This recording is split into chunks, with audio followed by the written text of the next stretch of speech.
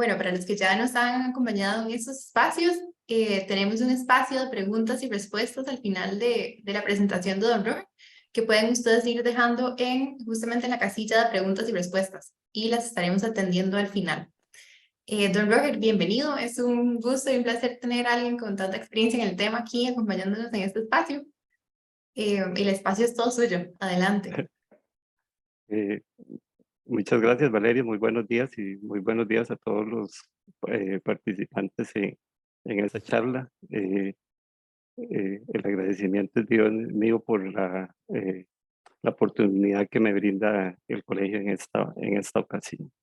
Sin más, voy a dar inicio a la charla, que como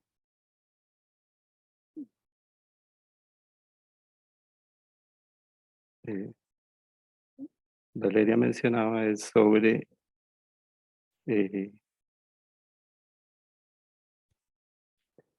la presencia de plaguicidas en el agua potable y si realmente la solución es prohibir plaguicidas. Este es un tema muy polémico, como vamos a ver, pero eh, esperamos pues tener un muy buen resultado. Y vamos a analizar los casos que se presentaron tanto en Siquirres como en San Carlos del Río Cuarto y el último que se dio en el caso eh, de Cartago. La presentación, la charla, el contenido va a tener unos conceptos generales que son muy importantes y es fundamental que, que, que- que les, que les pongan atención a esos conceptos generales. Unos antecedentes donde vamos a ver toda la parte de lo que ha ocurrido en las diferentes comunidades con la presencia de plaguicidas en el agua. Vamos a analizar detallado cada uno de los casos, vamos a tener una conclusión y al final también una recomendación al respecto. Para iniciar con los conceptos generales, es fundamental eh, la parte de la definición de plaguicida. Esta es la definición que está incluida en el Código Internacional de Conducta y porque a veces hablamos de plaguicidas y dejamos cosas por fuera.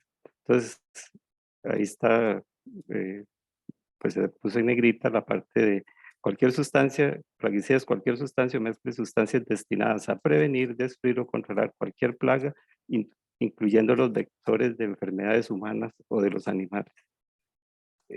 Muchas veces nada más pensamos en que plaguicidas son los que se aplican en el campo, en la protección de cultivos, etcétera, y nos olvidamos que plaguicida, como dice ahí, es cualquier sustancia que para el control también de vectores humanos, de enfermedades humanas o en los animales.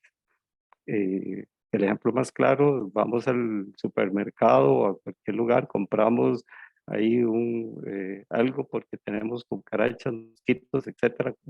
Y eh, si leemos ahí en detalle, en la composición que tiene, siempre nos vamos a encontrar que hay ingredientes activos que son los mismos que se utilizan en la agricultura.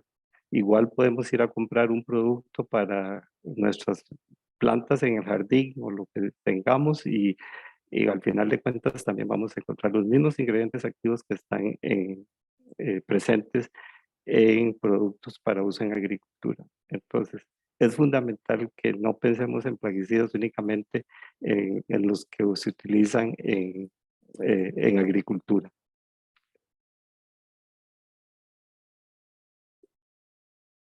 La otra parte que es fundamental en este caso es la parte de análisis de riesgo.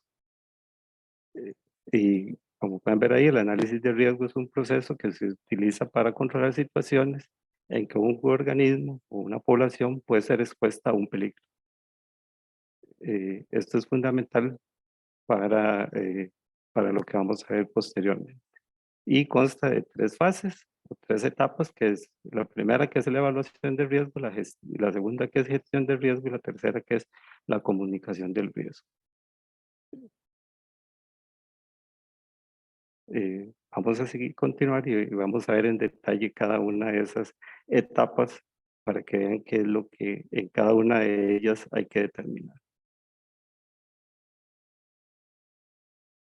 En la evaluación de riesgo, como pueden ver en la diapositiva, se hace una estimación cualitativa o cuantitativa, incluidas las incertidumbres concomitantes de la probabilidad de que se produzca un efecto nocivo conocido potencial y de su gravedad para la salud de una determinada población.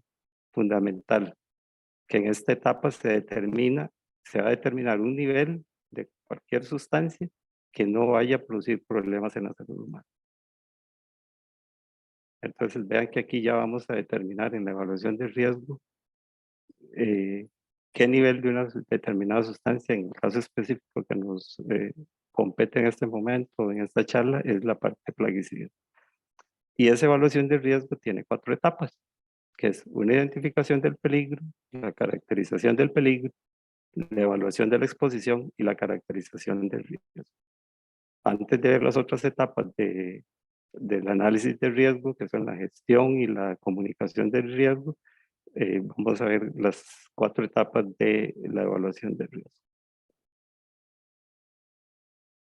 La primera etapa, que es la identificación del peligro, es la determinación de cualquier agente que puede causar algún efecto nocivo para la salud. En el caso específico, vamos a identificar qué es el agente que nos está produciendo algún problema. Entonces, aquí podríamos decir, bueno, en el caso, por ejemplo, de Cartago, clorotalonil. Ese es el peligro que tenemos, la presencia o el compuesto que es clorotalonil. En la caracterización del peligro es hacer una evaluación de la naturaleza de todos los efectos relacionados con esos agentes. Aquí caracterizamos. En la primera, que es la identificación, solo tenemos y decimos clorotalonil. En la caracterización del peligro vamos a ver todas las características físicas, químicas que tenga el producto. Entonces, en este caso, todas las características del clorotalonil. La siguiente etapa que tenemos es la evaluación de la exposición. Y aquí vamos a tener que una evaluación de la ingesta probable de ese agente. Entonces aquí vamos a tener que hacer todas las rutas o todas las posibles fuentes que nos vayan a afectar en esa exposición. Para hacer esa evaluación tenemos que tener estudios realizados sobre el plaguicida, cuál consumo o ingesta se puede dar, a qué grupo puede afectar, niños, infantes, adultos, mujeres embarazadas, etcétera. Entonces, todo eso. ¿Durante cuánto tiempo es esa exposición que está? ¿De por vida, en un año, en una semana, en un día, en una dosis específica? Y cualquier otro factor como la ocupación que se tenga, la edad, la parte genética, la ocupación de la población, etc. Entonces, eso es lo que vamos a realizar en la parte de la evaluación de la exposición que tenemos. Y por último tenemos lo que es la caracterización del riesgo. En este se hace ya una estimación cualitativa o cuantitativa de la probabilidad que se produzca un efecto nocivo conocido, potencial y de su gravedad para la salud de una determinada población. Y eso se realiza de la siguiente forma. El riesgo hay que recordar que es una función de toxicidad por exposición.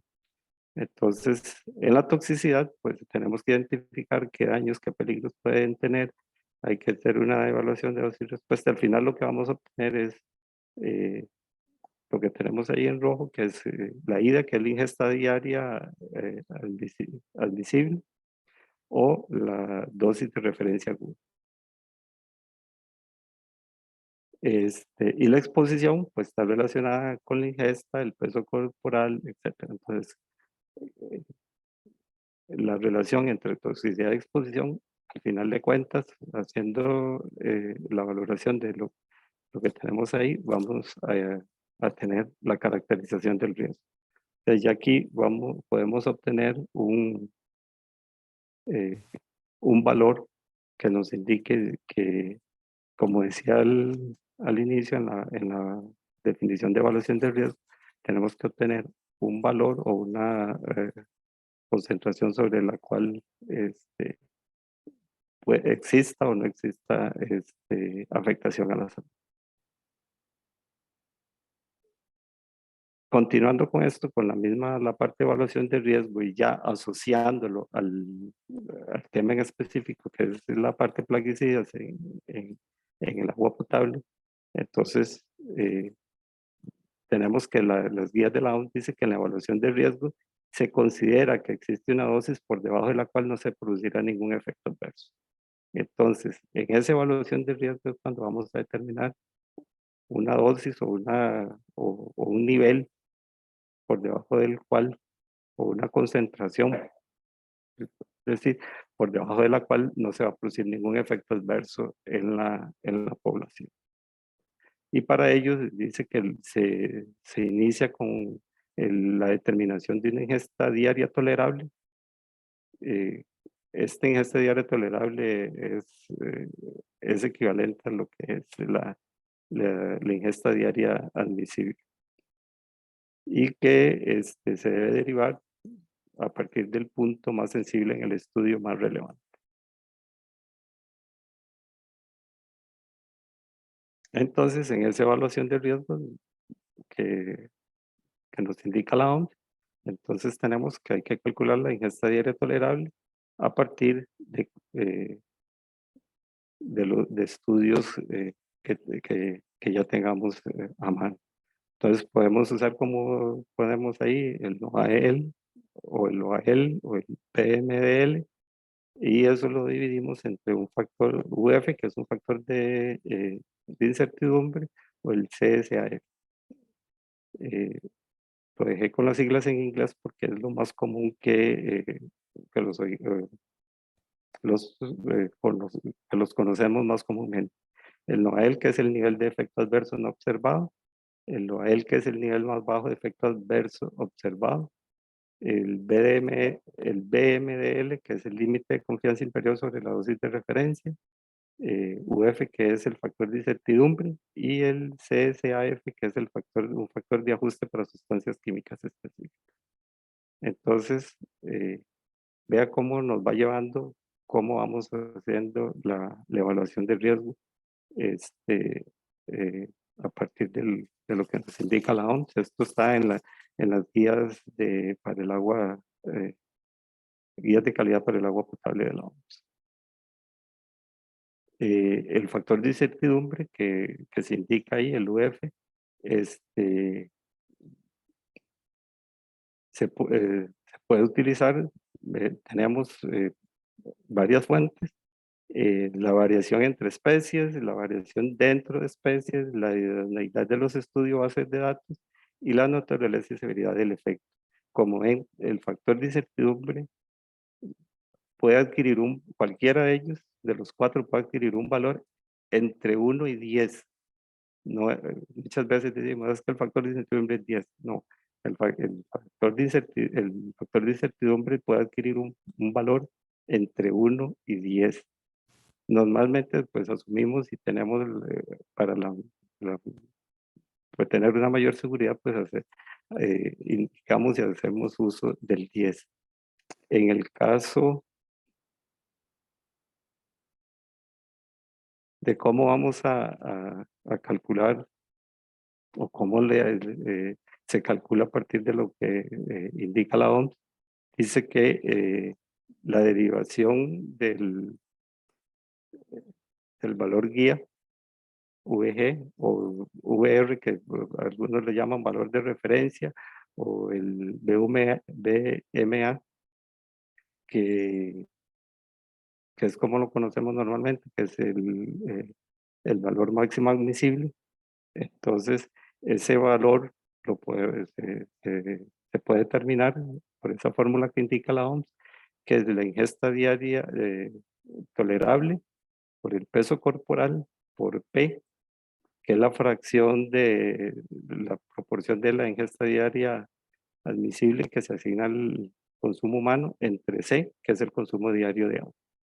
Entonces, en las guías de la OMS se indica que el peso corporal eh, se puede asumir un valor de 60 kilogramos para adultos, 10 kilogramos para niños y 5 kilogramos en infantes. Y la P, como les decía, es la proporción de la de ingesta diaria tolerable, y la OMS lo indica que como un 20%. Y por último, la C, que es el consumo diario de agua, y en ese caso son 2 litros para adultos, 1 litro para niños y 0,75 litros para infantes. Como pueden ver, ya por defecto ya la OMS ha establecido valores. Eso no significa que cuando el país o el ente interesado realice la evaluación de riesgo, esos valores, no los, esos valores eh, se pueden cambiar. O sea, ajustar a lo que se considere apropiado para su población.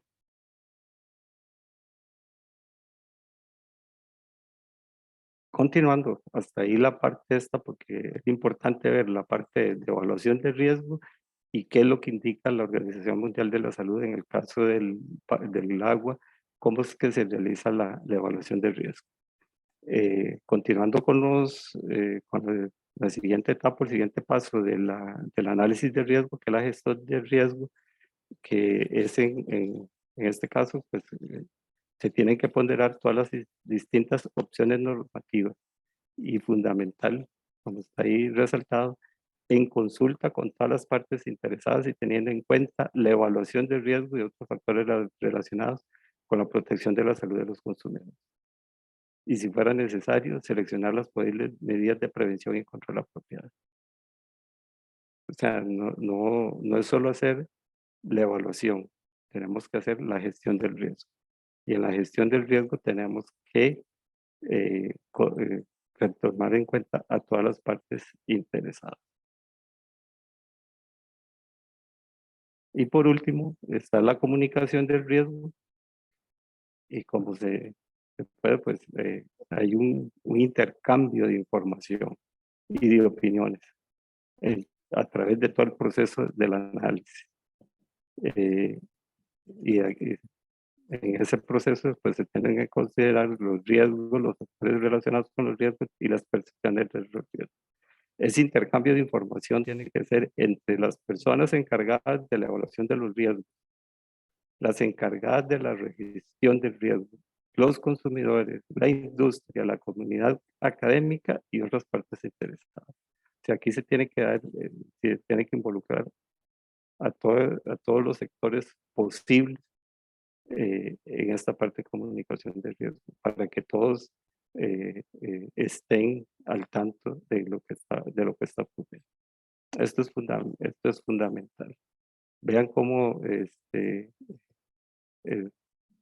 muchas veces se hacen cosas y se comunican hasta el puro final cuando ya todo está consumado. Y es fundamental la parte de comunicación.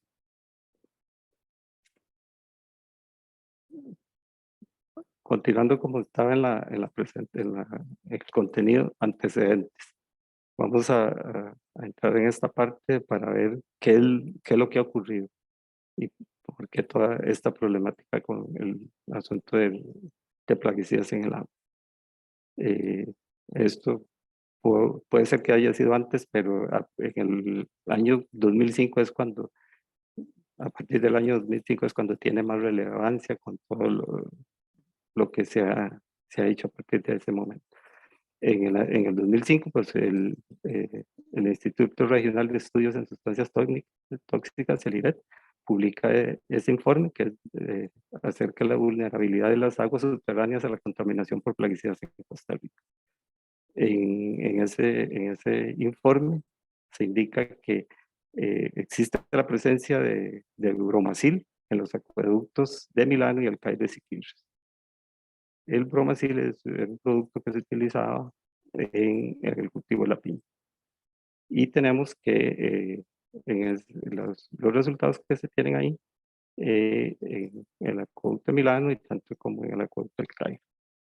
Los numeritos en rojo están en rojo porque para recalcar que son las concentraciones más altas encontradas. Los valores, perdón, no puse las unidades. Los valores son, me disculpo por ese fallo ahí. Los valores están en microgramos por litro, para que tengan presente eso. Eh, entonces, ese es lo que se tenía en ese momento, en este caso, en los acueductos de Milano y Cairo. Entonces, como pueden ver en la naciente principal en el acueducto de Milano, que como les digo es el valor más alto, por eso está en rojo, 4, y en el caso del Cairo, en una naciente, la naciente, el valor más elevado es de 0,7. Entonces, tengan presente esos valores. Después los vamos a volver a ver el cuadrito. Seguidamente, el siguiente caso es el del año 2015, que es en las fuentes de abastecimiento de varios acueductos en la región Huetar Norte. Esto está incluido en el primer informe del proyecto Caracterización de las prácticas agrícolas y el uso y manejo de agroquímicos en el cultivo de piña para la implementación de buenas prácticas agrícolas. Este proyecto lo realizó el Centro de Investigación en Contaminación Ambiental de la Universidad de Costa Rica, el SICA, y era auspiciado por el Servicio Fitosanitario del Estado. En este caso, y se indica claramente que es en el primer informe porque fue un proyecto que se llevó 3, 4 años y para cada año se realizó un informe. Al final hay valga la redundancia, hay un informe final donde resume todo lo realizado durante todos los años en que se llevó a cabo el proyecto. Pero específicamente se indica el del 2015 porque fue a raíz de ese informe que sale toda la problemática en los acueductos de la región Huetar Norte, específicamente San Carlos y Río Cuarto. Entonces, de nuevo, han indicado en color rojo los valores más elevados que se obtuvo en ese caso. Y todas las concentraciones están dadas en microgramos por litro. Ahí tenemos una naciente, la naciente Veracruz con 1,23, la naciente La Flor 1,8, la naciente La Victoria 2,97, la naciente Nicrodal 0,54, la naciente La Flor 3,82, que de paso es el valor más alto de todos los valores obtenidos, y el pozo Copa Isabel, que es de 0,36. Entonces, eh,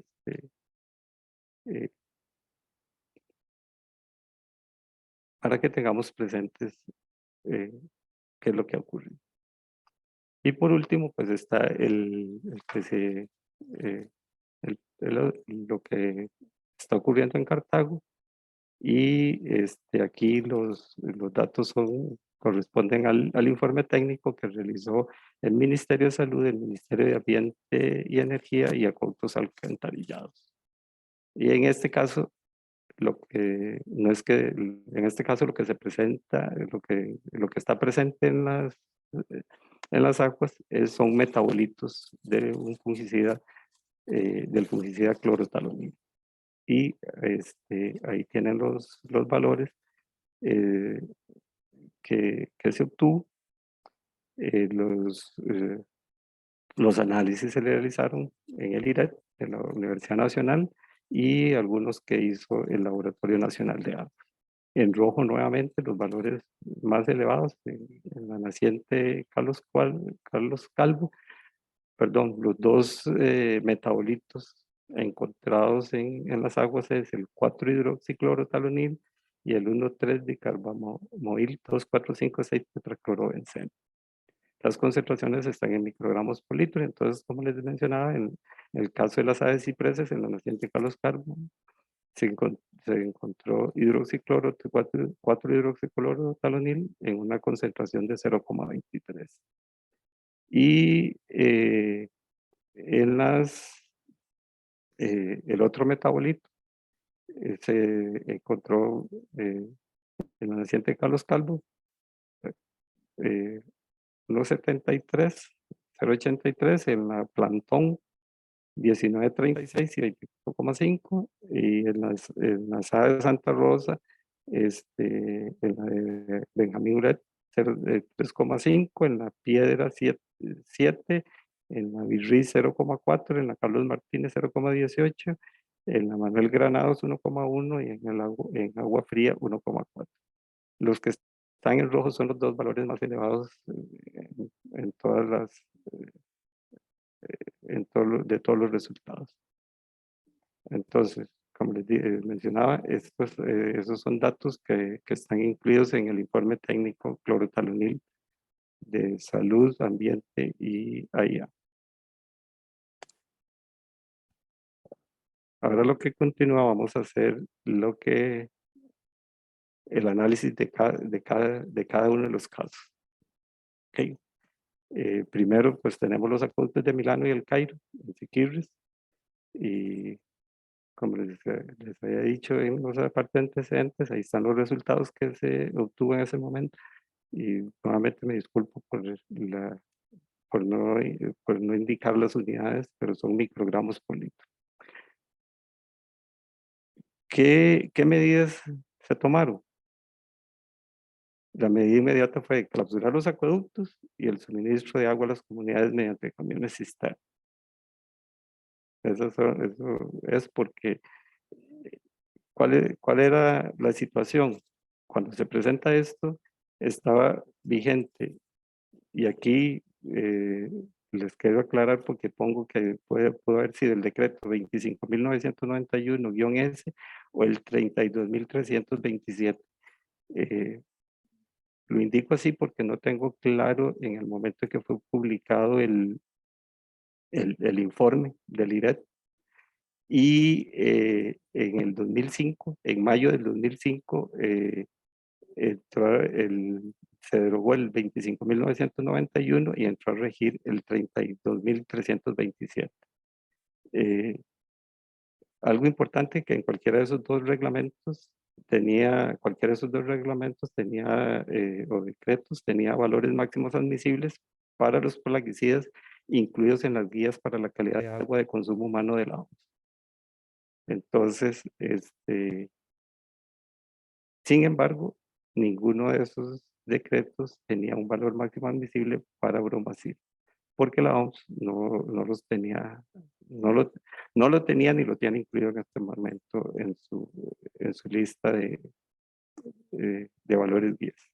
Entonces, la problemática es, me imagino que lo que pensaron, ¿qué hacemos? Eran los valores que estaban asignados en ese decreto, 25.991. En todo caso, lo que estaba en el nuevo decreto es prácticamente lo mismo, ¿verdad? Entonces, solo indiqué el del 25.991, pero son los mismos valores que tenía la Organización Mundial de la Salud incluidas en sus guías. Así que en eso, y como pueden ver, no hay ningún valor asignado al bromacil. Entonces, ¿qué era lo que correspondía hacer en ese momento? Lo que ya vimos anteriormente, hacer una evaluación de riesgo siguiendo lo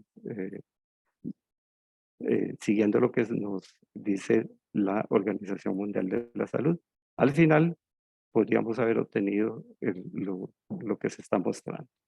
Entonces, sustituíamos en aquella fórmula de evaluación de riesgo que nos indica la Organización Mundial de la Salud, la ingesta diaria tolerable, el peso corporal, la fracción de la ingesta diaria tolerable, asignada al consumo de agua y el consumo de agua que se tenga.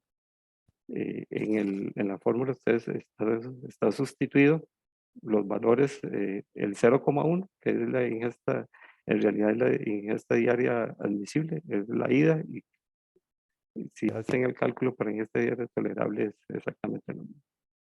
60, que es el peso corporal para adultos, y 0,20, que es el 20% que se asigna al, a la fracción. Y entre 2, porque es el consumo de agua para un adulto. Entonces, si se hacen y se hizo los respectivos cálculos, tanto para niños como para infantes, en el caso de niños, el 60 se cambia por 10 y el 2 se cambia por 1. En el caso de infantes, el 60 se cambiaría por un 5 y el 2 por 0,75. Los valores son los obtenidos sin ninguna, este, eh, sin ningún redondeo. Entonces, en ese caso nos da 600 microgramos por litro en el caso de adultos, 200 microgramos por litro para niños y 133 microgramos para infantes. Y se hizo los 3 cálculos para, para observar que incluso con lo que se puede considerar la población más susceptible, que son los infantes, el valor guía o el valor de referencia o el valor máximo admisible que podríamos tener para bromacil es bastante elevado en comparación con los resultados que habíamos obtenido, que el valor más elevado que ya vimos anteriormente, que era de 4 microgramos. Pero si no se hacía la evaluación de riesgo, se podía recurrir a normativas internacionales que hubieran hecho una evaluación de riesgo, y en ese sentido teníamos lo que valores de Estados Unidos y valores de Australia. En Estados Unidos, y se preguntarán por qué hay dos valores, 90 y 70. En eh, 90 era el que estaba vigente, 70 es el valor guía actual, o el valor máximo admisible, o como lo llamen en la EPA, es de 70. Y en Australia es de 400. Ustedes pueden revisar y la evaluación y para obtener esos resultados es exactamente la misma que se usa, que está ahí en la formulita. Es la ingesta diaria tolerable o la IDA, que es lo que normalmente se utiliza, el peso corporal, la fracción y el consumo de agua. Y los valores, ustedes pueden ver que son diferentes, pero que si ustedes se sustituyen con lo que está ahí, no corresponden, pero como les decía, eh, cada, cada país o cada agencia o cada institución responsable de hacer esa valoración utiliza los datos eh, que correspondan con su población, el peso y el consumo de agua, incluso la fracción puede variar. Hay países que utilizan en la fracción un 10% y el consumo de agua pueden utilizar 1 litro, etc. Entonces, a eso se pueden ver las diferencias en los cálculos de los valores. En el caso de la EPA, ellos le asignaron, ¿y por qué el 70 actual? Porque ellos le asignaron un valor, un factor de incertidumbre adicional de 10. ¿Recuerdan los factores de incertidumbre que habíamos visto anteriormente? Ellos le asignaron un valor adicional de 10 eh, por la suposición o la caracterización del bromacil como un posible cancerígeno.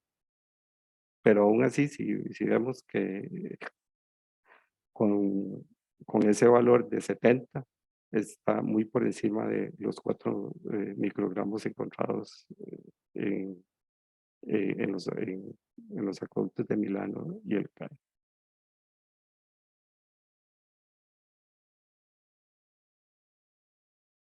Luego, ¿qué pasó con los acueductos de San Carlos y Río Cuarto? Nuevamente. En este caso, de nuevo, ya con la experiencia que se tenía de lo de los acueductos de Milano y El Cairo, la medida es clausura los acueductos y el suministro de agua a las comunidades mediante camiones cisterna. Voy a retroceder un poco a la diapositiva anterior porque en el caso de El Cairo y Milán fueron comunidades que pasaron, no sé, cerca de 10 años recibiendo agua mediante camiones cisterna, hasta que pudieron tener un acueducto nuevo que costó miles de millones de colones. Mis disculpas por retroceder en ese caso. Aquí, como les mencionaba, en el caso de San Carlos y Río Cuarto, pues igual se clausuran los acueductos y se brinda suministro a las comunidades mediante camiones cisterna. En este caso ya estaba vigente incluso el, el decreto 38.924, en el cual se asigna a todos los plaguicidas un valor máximo admisible de 0,1 microgramos por litro. Este decreto, mal no recuerdo, salió publicado en agosto, septiembre del 2015 y todo el caso de los acueductos estos de San Carlos y Río Cuarto salió después de la publicación del informe del 2015 a inicios del 2016. Sí, ya fue cuando salió el caso eh, en relevancia. ¿Qué pasa? Este es lo que está publicado en el decreto de 38.924, en donde, como pueden ver, pues ahí está el signado para cualquier plaguicida, un valor máximo admisible de 0,1 microgramos, 10 microgramos por litro. En caso de plaguicidas son fenoclorados, 0,03 microgramos por litro, y el total de plaguicidas es 0,50 microgramos por litro. Entonces, efectivamente, aquí ya la normativa indicaba que cualquiera de los resultados anteriores, como vimos, estaban por encima de ese valor máximo admisible y con la consecuencia de que se clausuran los acueductos y se les brinda agua de consumo mediante camiones cisternas a las poblaciones afectadas.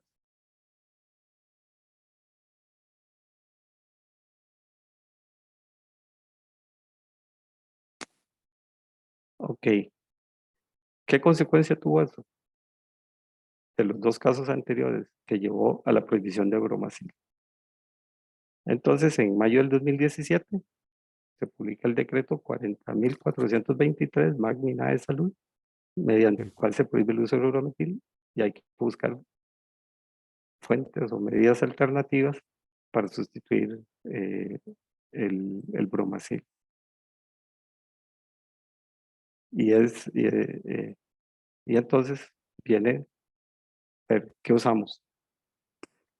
Entonces, ahí tenemos posibles alternativas al uso del bromacil que en ese momento tenían y todavía siguen teniendo registro vigente. Entonces, para hacer una comparación, tenemos el bromacil con sus posibles sustitutos: hexacinona, bentazona, ametrina, diurón y oxiflurfein. De hecho, dentro de los que yo recuerdo que más se podían utilizar está la ametrina y el diurón. Y aquí es una parte importante, tal vez aquí en un cuadrito y que la información que tiene el cuadro no se visualiza, pero aquí hay cosas que van más allá.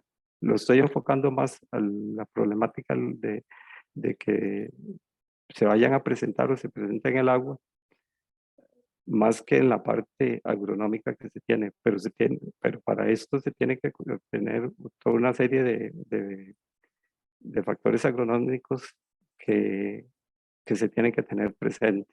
Por ejemplo, bueno, el plaguicida está registrado, pero en este caso específico es cultivo de piña. Ese plaguicida tiene un uso permitido en el cultivo de piña. Bueno, sí, tiene un uso, ok, está bien, no hay problema. No tiene un uso permitido en piña, ok, ¿qué necesitamos? Ver qué dosis vamos a aplicar, qué periodo de carencia, etcétera. O sea, toda la parte es cuál va a ser la eficacia o los estudios de eficacia para controlar, en este caso, que es un herbicida para controlar las malezas o la maleza que se quiere controlar. Entonces, no es tan fácil como tal vez se refleja en el cuadro. Hay toda una información detrás de qué voy a usar para sustituir el plaguicida que estoy prohibiendo y para usar en el, en el cultivo específico eh, que se me va a ver afectado o en los cultivos que se pueden ver afectados por la prohibición de un plaguicida. Ok,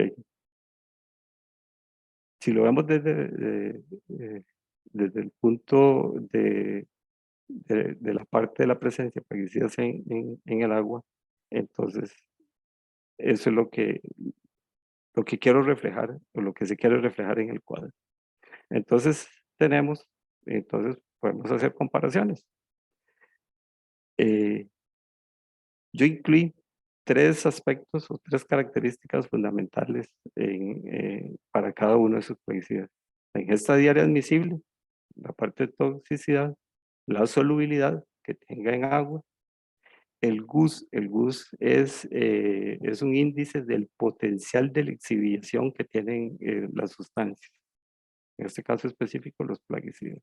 Esto es lo que me va a indicar qué tan fácil va a migrar el plaguicida a través del suelo y que pueda llegar a contaminarme las fuentes o los acuíferos que tengo, las fuentes subterráneas de agua.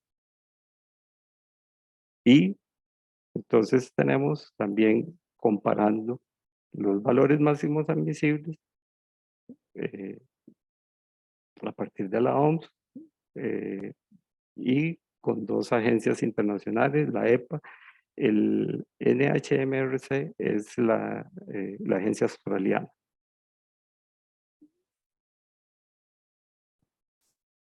Entonces, por ejemplo, hexacinona tiene una ida similar al del bromacil, pero si vemos la solubilidad, es altamente soluble. O sea, de 815 al bromacil al 33.000 que tiene el hexacinona.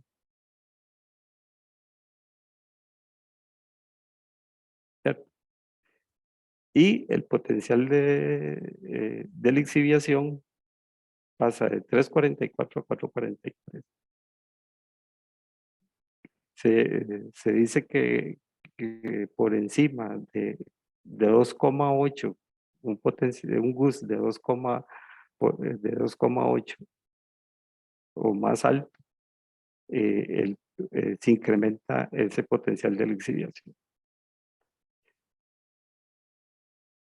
A pesar, veas que si nosotros hacemos la valoración, a pesar de la alta solubilidad que tiene la hexacinona y el potencial de lixiviación, su valor máximo admisible, vean, calculado por la OMS, es igual al del bromacil, y en el caso de la EPA y el de Australia, pues van a ser también bastante elevados.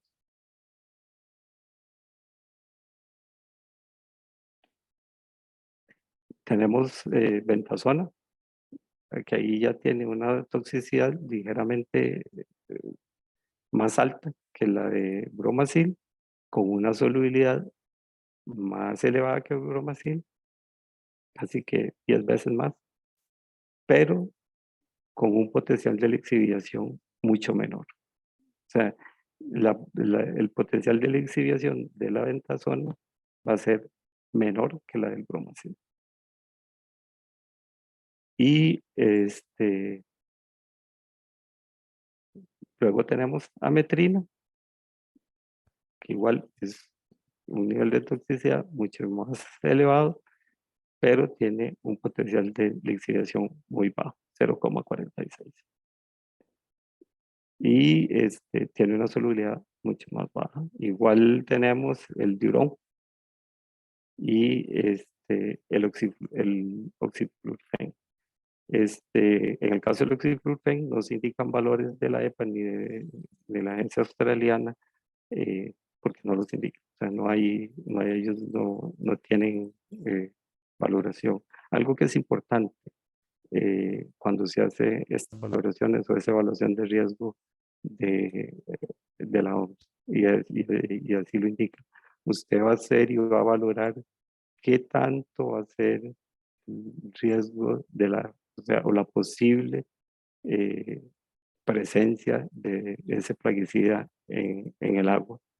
Porque si, como ustedes pueden ver, si bien es cierto que el oxiflurfen tiene una ida que nos indica un nivel de toxicidad mucho más elevado, desde 0,03, su solubilidad es extremadamente baja, 0,116 miligramos, o sea, estamos hablando de 116 microgramos por litro. Y su potencial de lixiviación es apenas de 0,23. Entonces,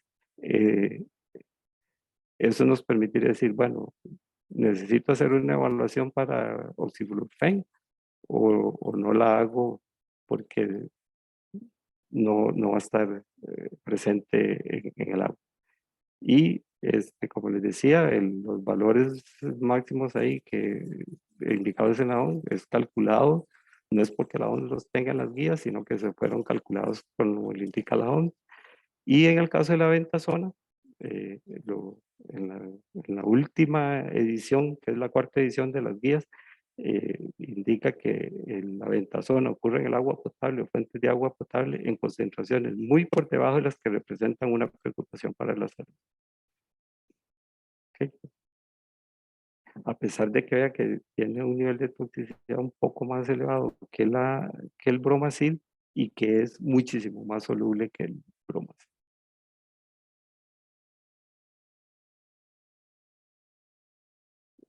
Luego, ¿qué otros ¿qué otras posibilidades para sustituir el bromacil? Entonces, eh, tenemos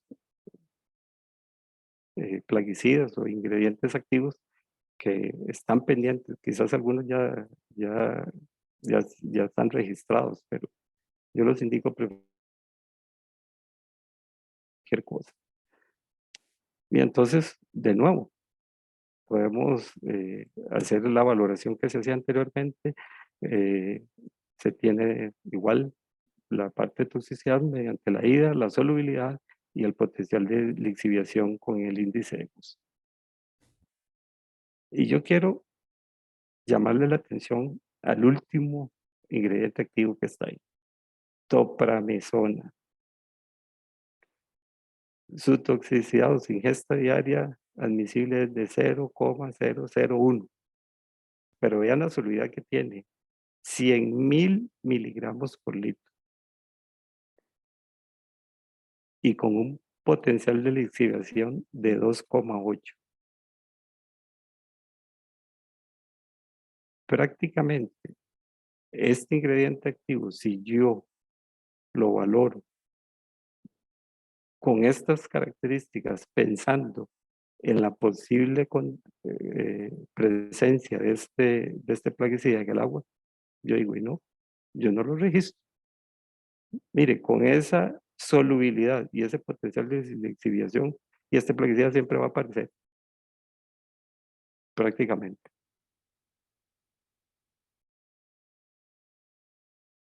Pero es un plaguicida que está registrado, me imagino que está registrado en otros países, para que ya aquí esté solicitando. O sea, vea lo importante de hacer toda la parte del proceso de análisis de riesgo, no por lo que yo estoy, vea que con solo esas dos cosas que estoy viendo yo aquí, con esas tres características o propiedades de ese plaguicida, yo casi que podría decir, bueno, y no, este plaguicida no lo podemos registrar en el país. con esa solubilidad y con esa toxicidad o nivel de toxicidad que puede tener y con ese potencial de lixiviación.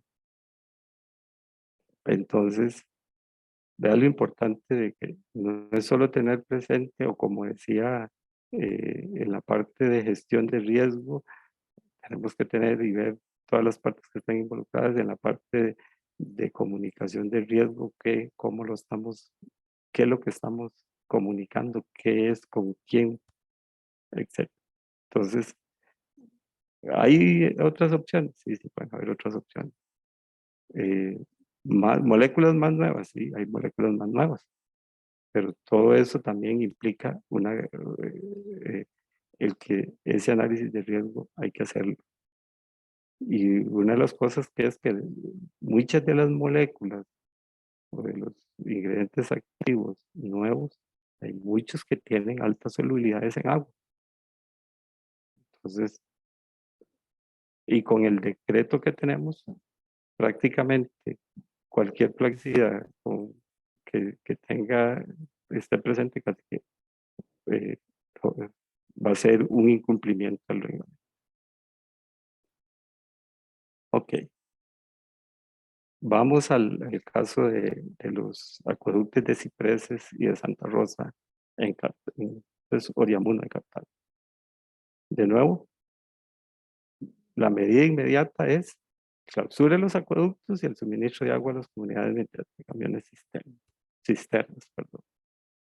Y recordar que está vigente el decreto 38.924 en el que el valor máximo admisible para todos los plaguicidas es de 0,1 microgramos por litro.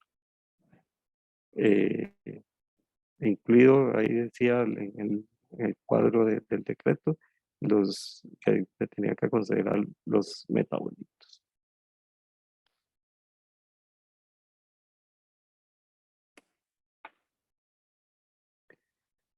A raíz de esta situación, de la presencia de los metabolitos, porque en realidad no es la molécula o el ingrediente activo como tal, sino son los metabolitos, de estos acueductos en Cipreses y Santa Rosa, hay un recurso de amparo, y la Sala Constitucional le da curso y al final la Sala Constitucional ordena la prohibición del uso del clorotano. Y de nuevo, se tiene que buscar alternativas que lo sustituyan. Las alternativas que están incluidas dentro de este cuadro son las que se indican en el informe técnico que se realizó por parte de Salud, MINAE y el AIA. Y que en realidad eran titiocarbamatos, captán y FOLP. De nuevo, están incluidos la ingesta diaria admisible, la ida para ver la parte de toxicidad, la solubilidad, el potencial de lixiviación, el índice, el GUS, y los valores máximos admisibles que se pudo obtener, los calculados a partir de lo que indica la OMS para la evaluación de riesgo y lo que se pudo obtener a partir de la EPA y la agencia australiana. Para el clorotalonil, al final, pues, su ida es de 0,015, tiene una solubilidad muy baja, 0,81, y su potencial de lixiviación es apenas de 1,2. O sea, va a lixiviar muy poco. Si se calcula mediante la evaluación de la OMS, su valor máximo admisible sería de 90. En el caso de la EPA lo tiene asignado 150 y en el caso de Australia está en 50. Se hizo la valoración para el metabolito de 4-hidroxiclorotalonil. Incluso los datos son también igual por lo menos la ida está en el informe técnico, que es de 0,01, la solubilidad es de 13,5 y tiene un potencial de lixiviación de 2,56. En este caso, por tratarse de un metabolito, ninguna de las agencias indicadas o las instituciones indicadas en Estados Unidos o Australia tienen asignados un valor máximo admisible. El que se obtuvo mediante la evaluación de la OMS es de 60. Para el otro metabolito, y aquí yo quiero hacer la salvedad, yo busqué en todas las referencias posibles, no lo encontré como un metabolito del clorotalonil. No sé si quienes elaboraron el informe técnico, porque incluso en el informe técnico, si bien para el 4-hidroxiclorotalonil si ponen toda una serie de propiedades, para el 1,3-dicarbamol 2,4,5,6 tetraclorobenceno no hacen ninguna indicación. Y como les digo, yo busqué todas las referencias posibles, incluso IUPAC, que es la Unión Internacional de Química Pura y Aplicada, tiene una base de datos que está referida a una universidad en Inglaterra, y en todo lo que tiene como metabolitos del clorotalonil, este compuesto no se encuentra. Incluso muchos lo refieren con códigos, códigos de número, y no aparece. Entonces, ahí por eso no hay ningún valor asignado. Eso sí quiero aclarar, que aquí no tengo datos, sinceramente. Como les indicaba, yo pues en esa base de datos de IUPAC, incluso cualquiera puede buscarlo en la parte de IUPAC, ¿no? La base de datos de plaguicidas, y lo refiere a una base de datos que es como les digo, de una universidad en Inglaterra, y la última revisión que hice precisamente ayer, todavía para asegurarme y garantizarme, decía que la base está específicamente, parece decía que está actualizada el 25 de junio del 2023, así que por eso no hay nada al respecto. Ok. Continuando, entonces, las otras posibles alternativas que están registrados, y me imagino que tienen un registro con uso autorizado en el cultivo, los cultivos en los que se usa clorotalonil. Están los ditiocarbamatos, mancozeb, metirán, tirán y cirán. Aquí está, para cada uno de ellos se hizo la evaluación por medio de lo que indica la OMS, y ninguna agencia los tiene referenciados o han hecho esa evaluación. Lo que hacen es que el metabolito a partir de que se genera a partir de los ditiocarbamatos es la etidentiurea, y eso sí hacen la valoración de la etilentiurea, y entonces, como ustedes pueden ver, tiene una toxicidad mucho más elevada que la del clorotalonil, una solubilidad muchísimo más alta, pero si pueden ver, tiene un potencial de lixiviación muchísimo más bajo, menos 0,35 comparado con el 1,12 del clorotalonil. Si se hace el cálculo o la evaluación por medio de la OMS, ya nos da 12. Sin embargo, la EPA para la tiurea tiene 60, y en la agencia australiana es de 9. Entonces, ahí pues con toda la valoración del caso, ¿verdad? Entonces, en realidad, para cualquiera de esos ditiocarbamatos, la valoración se hace por medio de la etilentiurea y no por cada uno individual. La otro posible sustituto es el captán. Tiene una toxicidad a un nivel de una ida eh, este, mucho mayor, entonces su nivel de toxicidad es menor. sí tiene una solubilidad mayor relativamente, pero tiene un potencial de lixiviación muy, más bajo. Anda muy similar, de 0,97 a 1,2. Calculado con la OMS, su valor máximo admisible sería de 600 y en la EPA no se tiene y en Australia es de 400. En el caso de Folto, igual pues su solubilidad es muy parecida y el potencial de lixiviación es relativamente más bajo. Y si se hace el cálculo mediante la OMS, el valor daría 600. Importante. Entonces, bien, clorotalonil ahí con dos asteriscos. Bueno, en el caso del valor de la OMS, bueno, fueron calculados. En el caso del clorotalonil, la OMS dice que su presencia no es probable en el agua de consumo humano. Y en el caso de la etilenturea, dice lo mismo, que su presencia no es probable en el agua de consumo humano. Entonces, como pueden ver, pues las alternativas para sustituir el clorotalotil que tienen registro vigente, desde este punto de vista, pues podríamos decir que son bastante buenas y eh, sí habría que ver la otra parte, ¿verdad?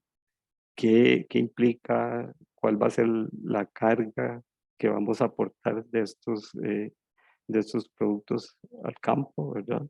¿Cuáles son las dosis, etcétera? Entonces, toda esa parte agronómica que se tiene que valorar para, para ver si son buenos sustitutos para el uso del clorotalonil en este caso. Y vamos como en el caso anterior del bromacil, vamos a posibles moléculas que están pendientes de registro. Y como podemos ver, pues dentro de las moléculas casi que la mayoría son relativamente, digamos, en cuanto a la parte de toxicidad, vea que la mayoría andan en un nivel de toxicidad más o menos parecido, algunas un poco de nivel de toxicidad menor, pero casi que vea el clorotanonil 0,015, ciprofloxacin 0,03, la dodina, que bueno, esa es más bajo, 0,1, la flupicolida 0,08, el putriafol 0,01, etc. Entonces, si nos vamos a esa columna donde está la ingesta diaria admisible, pues en realidad podemos decir este, que, que por esa parte pues andan con valores muy similares o más altos, que nos indica una toxicidad muy similar o una menor toxicidad.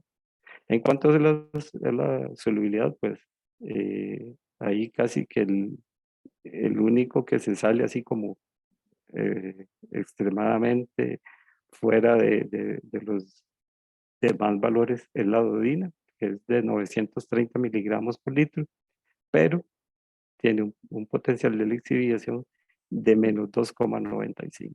Entonces, comparado con el 1,12 que tiene el clorotalonil.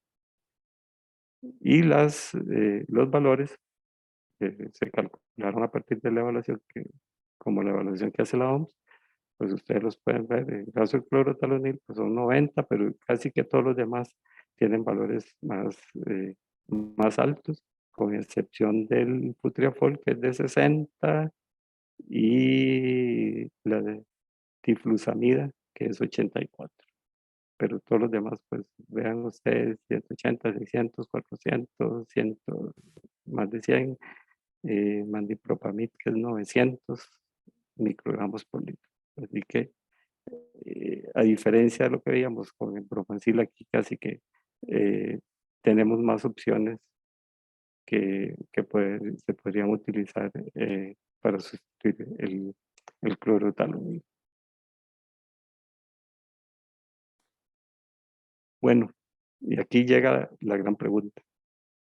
Como conclusión, ¿prohibir plaguicidas es realmente la solución en Costa Rica? Creo que, espero que después de lo que les he comentado, lo que les he presentado, creo que todos y cada uno de los que están participando en estas charlas pues tendrán su opinión al respecto. ¿Es realmente la solución prohibir plaguicidas?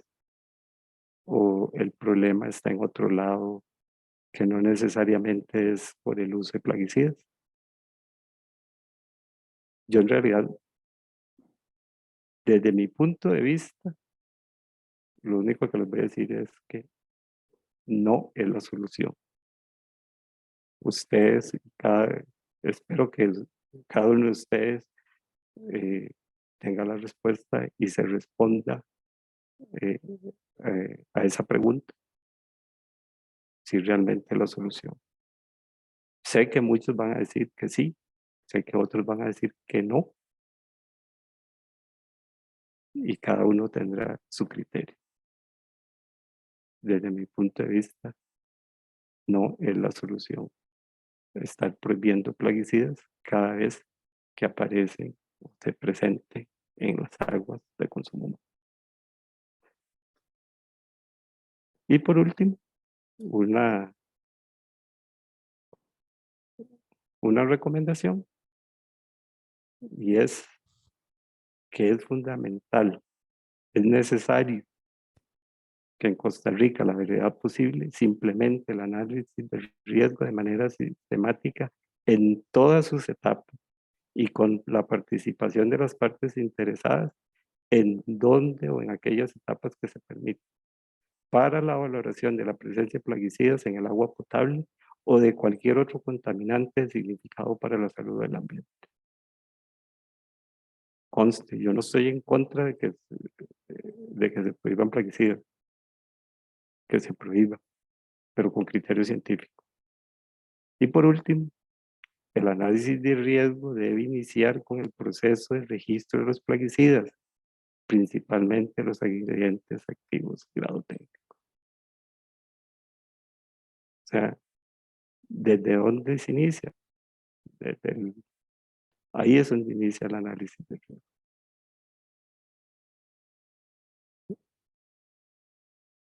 De esa manera concluyo mi charla. Muchas gracias y pues ahora seguimos con el periodo de comentarios, preguntas, consultas, todo aquello que ustedes pues tengan a bien indicar.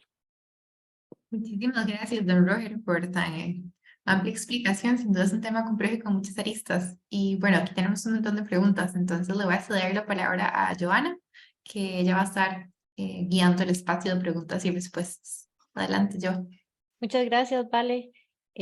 Don Roger, sí tenemos una gran cantidad interesante. Vamos a tratar de responder la mayoría posible. Y también hay algunos que son comentarios, entonces vamos a hacer lectura a los mismos. La primera pregunta es, a pesar de que se hablaron del valor máximo admisible de plaguicidas en general que tiene el decreto de reglamento para la calidad de agua potable y otras referencias, nos consultan que cuál es el nivel de tolerancia para bromacil en agua.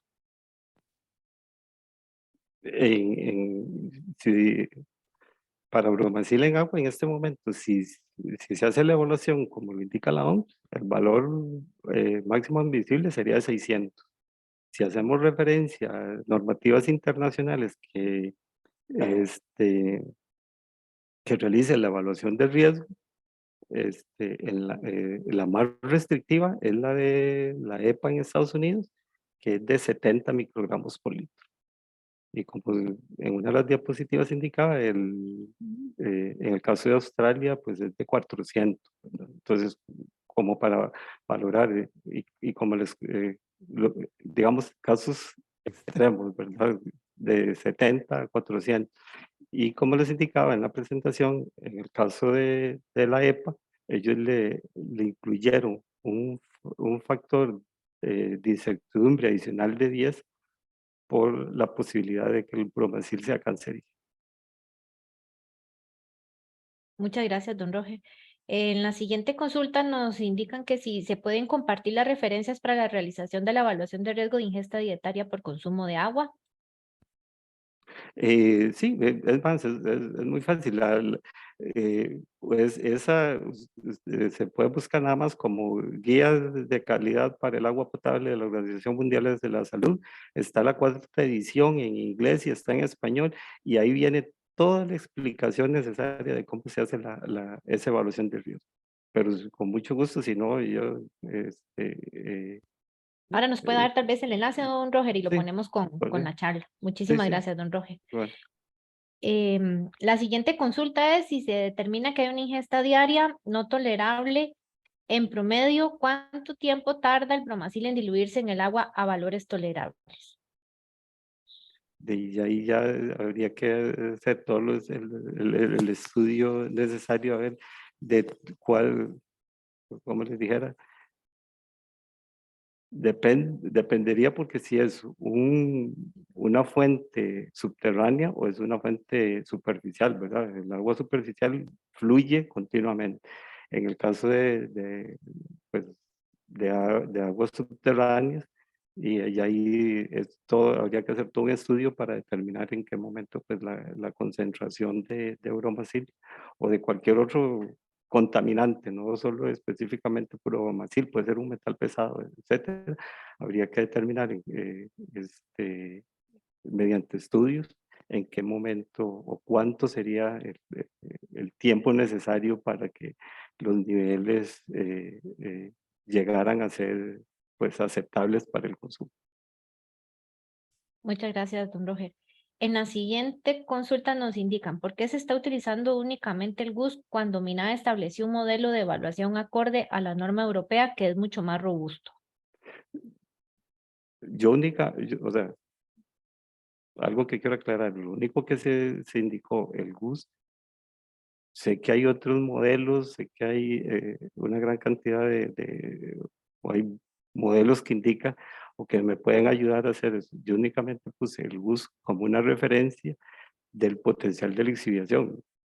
Exactamente. Existen todos unos modelos, etcétera, en el cual se pueden hacer las valoraciones correspondientes. Aquí se indicó GUS únicamente como ese potencial de lixiviación o ese potencial de infiltración que puede tener eh, la sustancia al estar en el suelo. Nada más. O sea, ya las valoraciones que se hagan, pues eso ya le corresponderá a los expertos. Yo en eso, y te lo digo claramente, yo no tengo expertise, conozco de que hay modelos que realizan eso. Entonces, más bien la consulta habría que hacerse a MINAE, en ese caso, de cuál es ese modelo y que cómo lo determinan y que entonces que lo apliquen en ese caso para el caso, digamos, bromacil y clorotalonil, que son los que estábamos viendo. Ok, gracias, don Roger. Bueno, y aquí dos opiniones. Una es para el comentario sobre topramezone, no se debe valorar solo la solubilidad y el potencial de lixiviación. También se debe valorar las prácticas en aplicación. Hay que evaluar todo el panorama. El MAC hace ¿No? evaluación, perdón. No, antes de que continúe, yo lo dije muy claramente, o sea, si nos vamos solo a ver eso, precisamente, y casi que habría que decir, no se registra, pero habría que ver el panorama completo, o sea, todas las otras valoraciones que se hacen para poder determinar si sí o si no, ¿verdad? Y cuáles son aquellos riesgos que podemos controlar y cuáles no, etcétera. Pero sí, estoy totalmente de acuerdo. Si la sustancia, si el plaguicida se tiene un manejo seguro, pues sí, no hay ningún problema en que se utilice. Y también nos indican aquí que ya el MAC hace evaluaciones ambientales al hacer las aprobaciones de los registros donde se evalúa todo el panorama. Ok, Sí, toma en sí. cuenta. Em, Otro comentario es que la residualidad del tropamezone de 0.01 para algunos cultivos fue solicitado a la OMS porque los estudios demostraron que dejaba menos de esa residualidad. Ok, perfecto. O sea, yo lo que estoy poniendo hasta donde tenía la información necesaria o no sabía ya que la OMS había hecho alguna valoración, entonces, sí, pero perfecto, en buena hora, ¿verdad? Que ya se tengan esas valoraciones y que nos permitan decir, ah, bueno, a pesar de que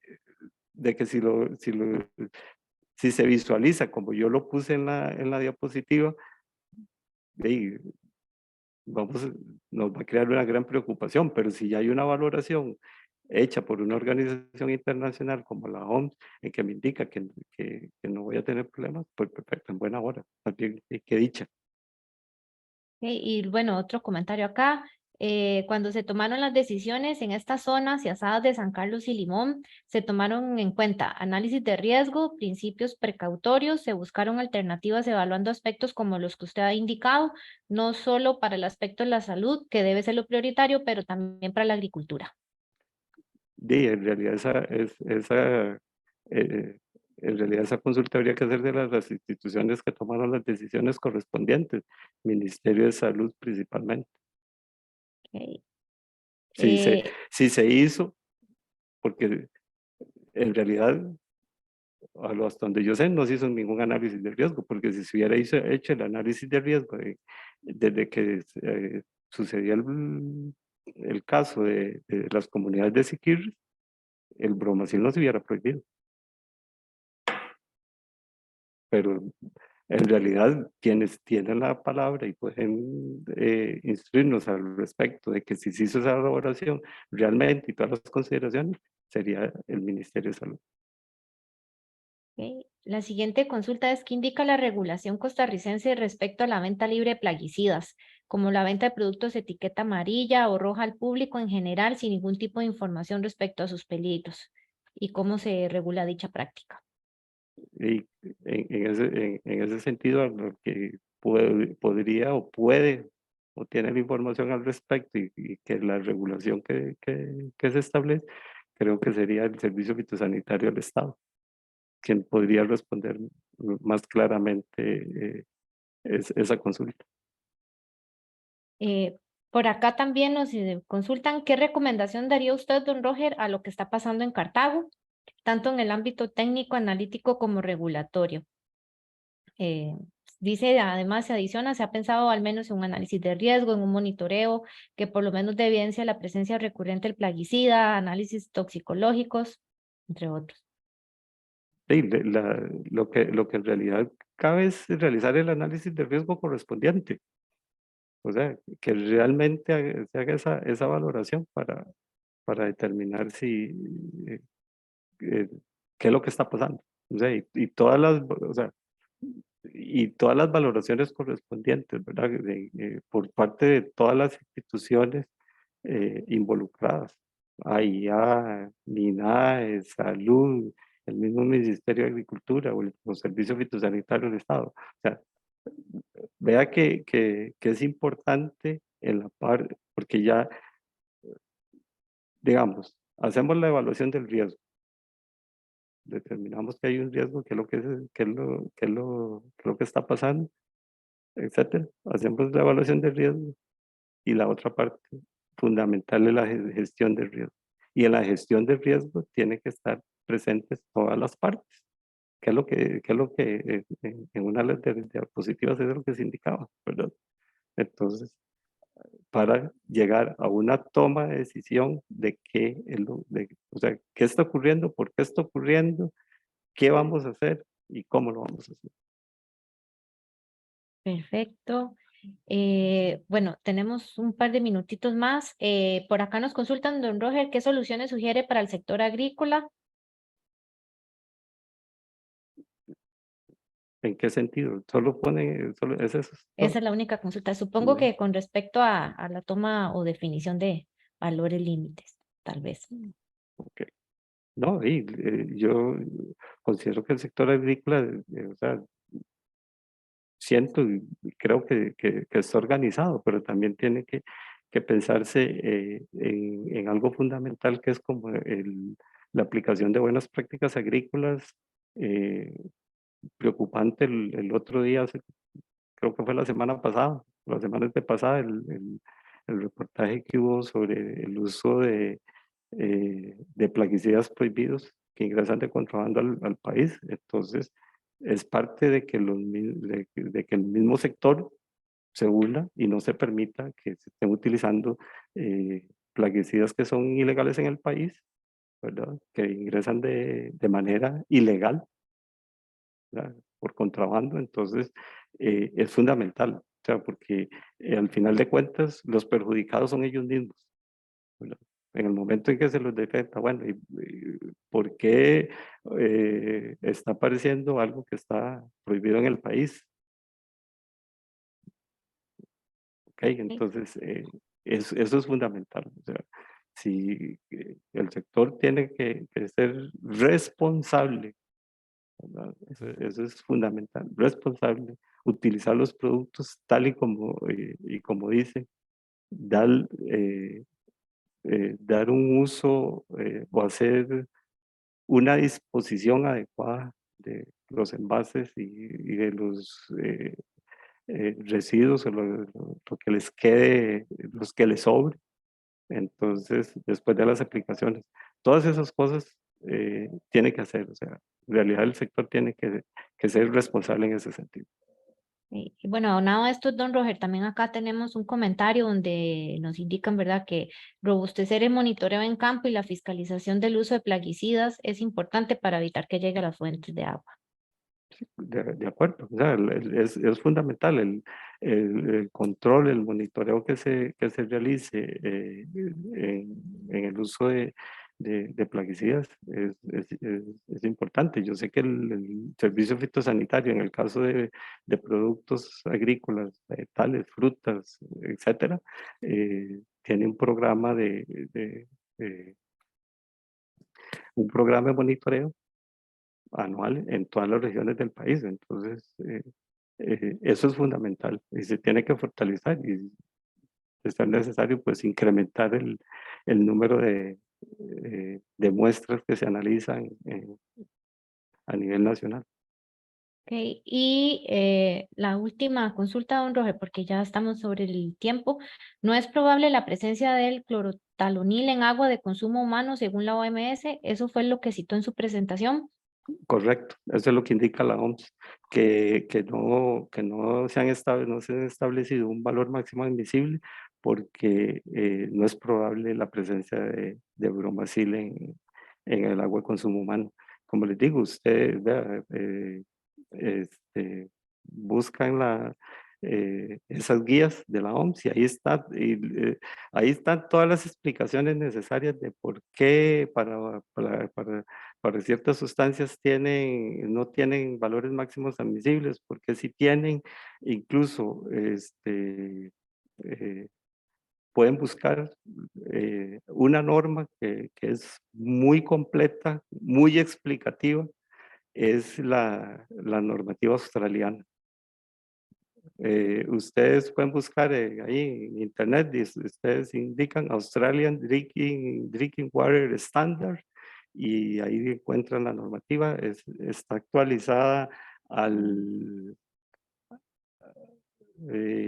2021, si no me equivoco. Y es una norma muy completa con unas explicaciones muy claras de cómo se obtienen los valores, etcétera. Ahí está. Entonces, es algo, las guías de la OMS, donde viene toda la explicación, y yo les recomiendo la guía australiana, que tiene unas explicaciones muy claras al respecto. Muchas gracias, don Roger. Y de hecho había una pregunta relacionada con eso, que cuál regulación de las que usted había indicado recomendaba. Así que ya quedó resuelta. Don Roger, son las 10:30, entonces tenemos una serie de consultas adicionales y comentarios, pero bueno, por un tema de tiempo, pues no podemos seguirlas atendiendo. De todas formas, vamos a tratar de resolver algunos. La mayoría ya eran más que todo comentarios y opiniones. entonces se las vamos a trasladar a don Roger. Ok, no, y con mucho gusto. Yo le puedo dar respuesta a todas y cada una de las consultas que tenga, comentarios, etcétera. Eso no es ningún problema y bueno, espero que este ratito haya sido beneficioso, haya sido positivo para todos y cada uno de los participantes y agradecer al colegio también por la oportunidad de haber brindado esta charla. Gracias a todos. Muchas Muchas gracias. gracias, doctor. Bueno, ya para finalizar, me gustaría recordar que para el Colegio de Químicos este tipo de actividades es de suma importancia con el fin de poder contribuir a realizar un análisis técnico y científico de temas de relevancia nacional. También me gustaría recordarles que estos espacios de Hablemos de Química son espacios mensuales que hacemos el tercer miércoles de cada mes y pueden seguirnos en nuestras redes sociales, tanto estamos en Facebook y en Instagram, para que estén al tanto de cuáles van a ser los temas del mes y también las fechas y las horas. Y también recordarles que tenemos un canal de YouTube donde se suben todas estas charlas, por lo que si gustan repasar otra vez esta o consultar alguna de las que hemos hecho anteriormente, pueden visitarlo, es Colegio de Químicos de Costa Rica. Y bueno, nada más agradecerle otra vez a don Roger por la charla y a todos por su asistencia. Muchas gracias, que tengan buen día.